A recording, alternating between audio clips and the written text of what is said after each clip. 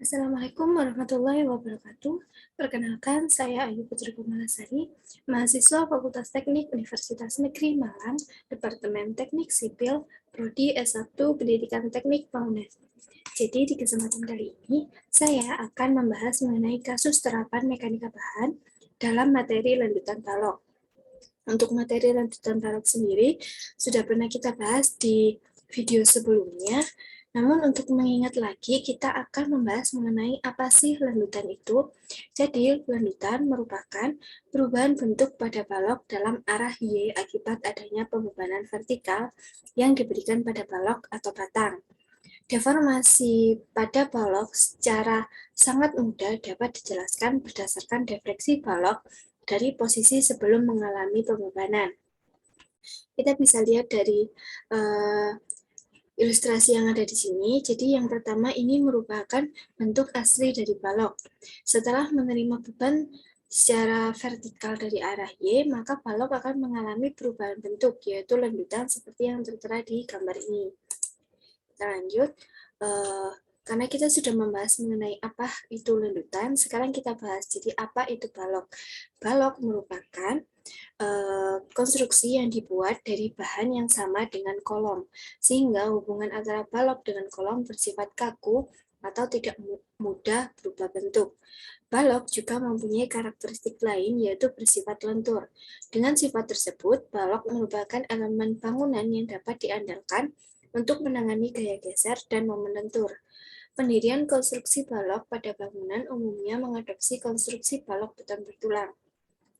Untuk yang belum tahu di mana dan bagaimana bentuk dari balok sendiri, dalam konstruksi bangunan balok berada di atas kolom yang berfungsi untuk menahan plat lantai atau konstruksi yang berada di atasnya, yang kemudian menyalurkan bebannya ke kolom, dan dari kolom, karena kolom merupakan konstruksi yang vertikal, menyalurkan bebannya ke bawah, yaitu ke pondasi lalu ke dalam tanah. Kita lanjut. Fungsi dari balok sendiri di sini disebutkan ada 4. Yang pertama, menahan beban atau gaya tekan dari bangunan. Yang kedua, menutup baja tulangan agar tidak mudah berkarat. Yang ketiga, menahan gaya tarik meskipun hal tersebut kuat terhadap gaya tekan. Yang keempat, mencegah keretakan pada beton agar tidak melebar. Kita lanjut. Selanjutnya kita akan langsung membahas mengenai kasus lanjutan balok di lapangan. Di sini, kasus yang dibahas adalah retakan akibat landutan balok jangka panjang. Masa layang struktur sebuah bangunan beton bertulang sangat ditentukan oleh besarnya landutan yang dialami oleh struktur tersebut. Namun, seringkali dalam pengerjaan struktur dibebani lebih besar dari yang diperkirakan semula.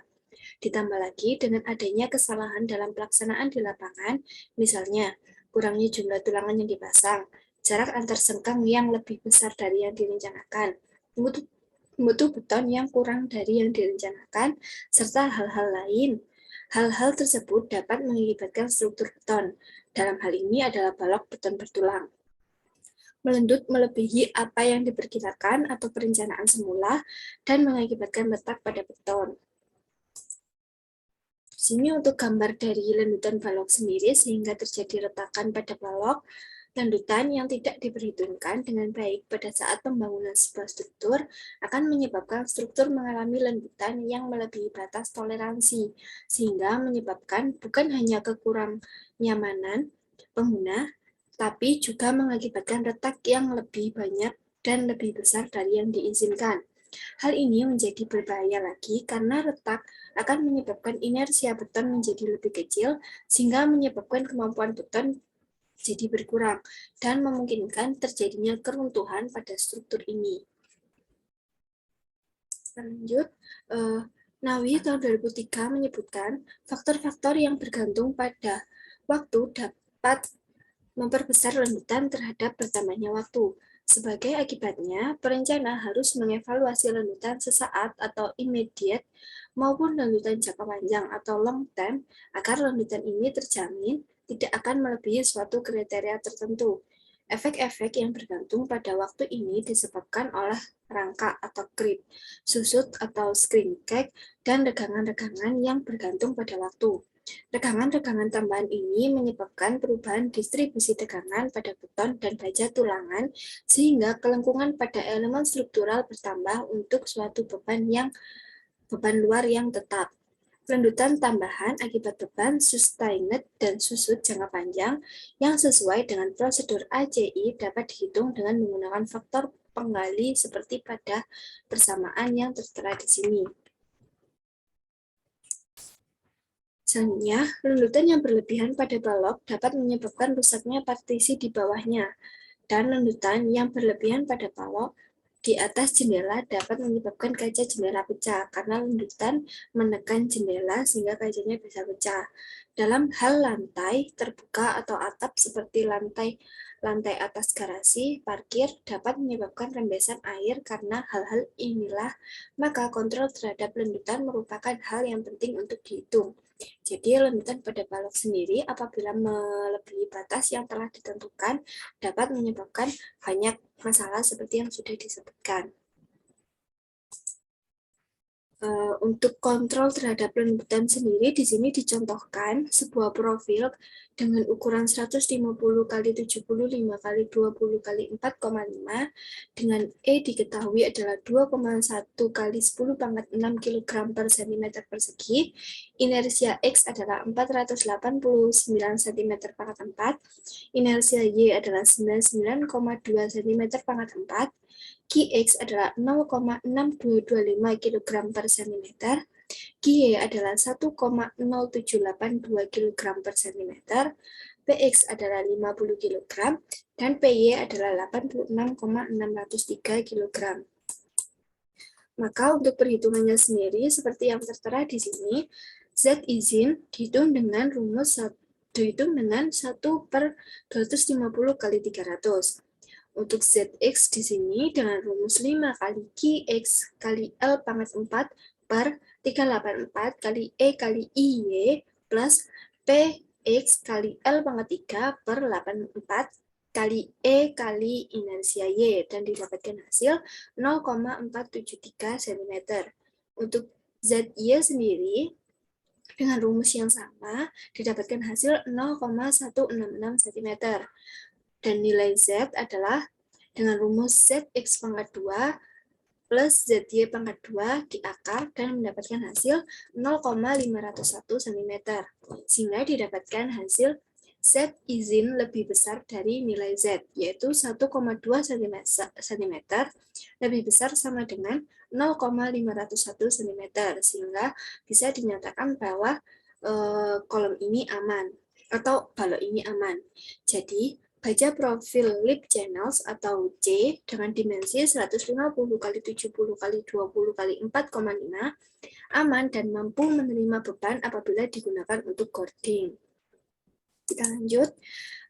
Kerusakan struktur akibat lendutan balok melebihi batas seperti yang tertera di gambar ini.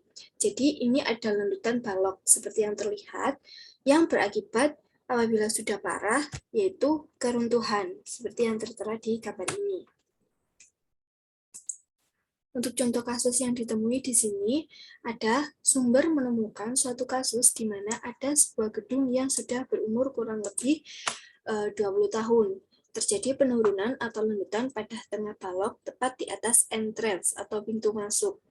Agar pintu tetap bisa digunakan, maka setiap kali pintunya diseret atau pintu kaca, maka mereka pemilik gedung membobok isi bawah balok atau bagian yang melendut tersebut sampai sekarang sudah terlihat tulangannya. Memang bentang antar kolomnya sangat besar. Lanjut ke pembahasannya, ada balok beton yang berumur 20 tahun melendut tapi belum runtuh. Meskipun berperilaku daktil, tetapi adanya lendutan tersebut telah menunjukkan bahwa dengan konfigurasi beban yang ada, balok tersebut tidak berfungsi dengan baik. Apabila tidak diperhatikan dengan baik, yaitu dilakukan perawatan dan perbaikan, maka keruntuhan hanya masalah waktu saja atau tinggal menunggu waktu untuk bangunan ini mengalami keruntuhan. Seperti diketahui bahwa lendutan merupakan suatu indikasi ketidakmampuan suatu struktur bekerja. Beton bertulang merupakan suatu struktur yang unik, meskipun balok pada umumnya bentuknya hanya persegi saja, tetapi kadang-kadang para perencana lupa bahwa tidak hanya penulangan yang memenuhi syarat, tapi juga perlu memikirkan dimensi penampang yang dipilih, khususnya jika menghadapi bentang yang besar. Kenapa harus seperti itu? Sebelumnya kita perhatikan dulu untuk ilustrasinya di sini. Yang dimaksud yaitu adanya lendutan di area sini sehingga menekan pintu seperti ini. Maka yang dilakukan adalah pembobokan. Kita bahas kenapa tidak hanya penulangan yang harus memenuhi syarat, tapi juga perlu memikirkan dimensi penampang. Sini dijelaskan, karena dalam analisis struktur, inersia balok umumnya belum memperhitungkan crack. Adanya crack, maka akan timbul redistribusi momen ke lapangan, sehingga ada kemungkinan momen rencana dengan momen aktual yang terjadi berbeda. Selain itu, dengan bertambahnya waktu, maka beton desak bagian atas dapat mengalami crack, yaitu berdeformasi pada beban konstan dengan bertambahnya waktu. Pengaruh krep dapat dikurangi jika pada bagian desak dipasang tulangan desak yang mencukupi. Konsep yang terakhir ini kan biasanya tidak dipahami oleh engineer muda, yang hanya berpedoman pada perhitungan lentur penampang tunggal, di mana beton desak secara teori nggak perlu penulangan. Oleh karena itu, maka pada perencanaan balok bertulang untuk bentang besar harus cukup konservatif. Pertama-tama, haruslah dipilih dimensi yang cukup tinggi atau ikuti rasio bentang dibanding tinggi sesuai persyaratan SNI untuk lendutan balok tanpa dihitung secara khusus. Selanjutnya, pastikan rasio RHO tulangan terpasang tidak mepet. Biasanya diambil 0,3 sampai 0,4 RHO balance.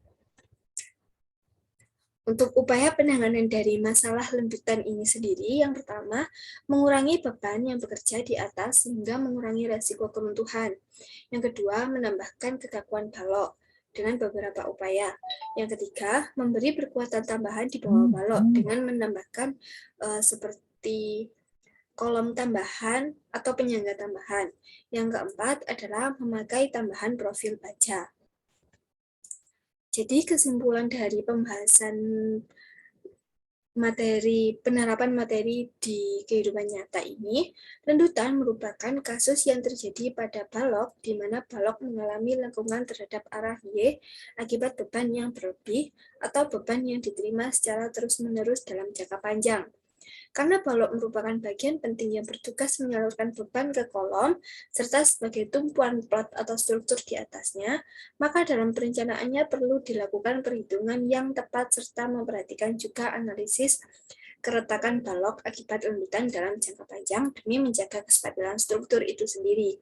Apabila ditemui kasus di mana balok telah mengalami lendutan yang berpotensi keruntuhan, maka ada beberapa hal yang perlu dilakukan seperti yang telah disebutkan di atas.